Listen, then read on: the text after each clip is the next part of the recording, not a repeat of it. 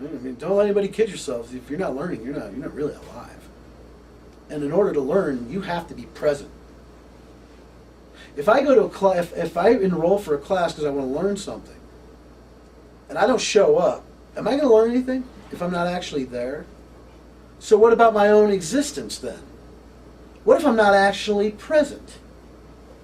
You know what that's like. To be far away from where you're actually at. Right?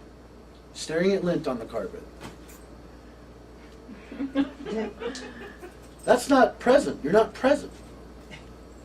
Bodies don't do this when there's someone present. Right? So you have to be there.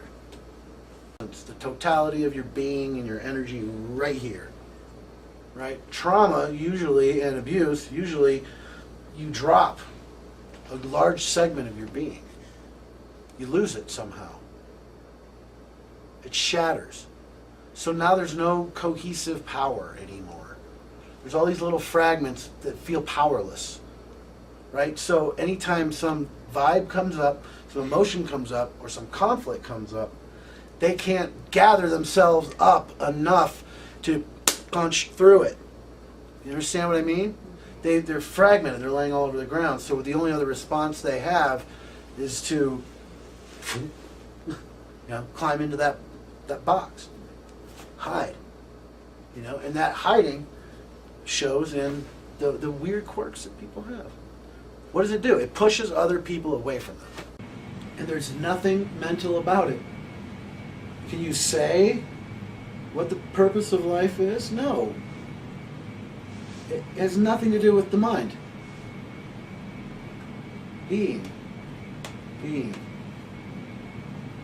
What does the being have to think about? It is the universe itself. You could actually say, here's how it looks to me anyway. Each being is its own universe, existing in yet another universe.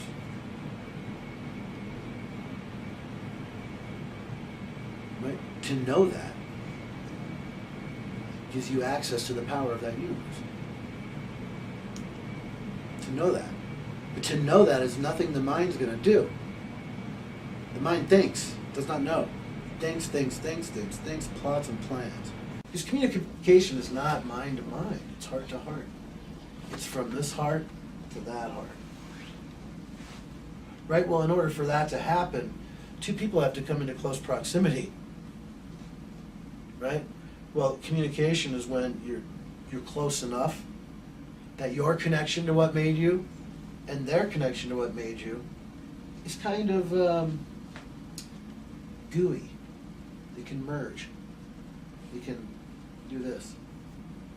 Right? When two people are fighting, it's rigid. They're like this. Right? But if they can get into close proximity in a state of communication, they get a little flexible. Mm-hmm. And then all of a sudden they're occupying the same space. Right? Which is the experience of communication. It's such a tricky thing. That's why it's a war. You are at war with your own mind. Absolute war. It's trying to trick you out of the present moment. Your destination is the present moment.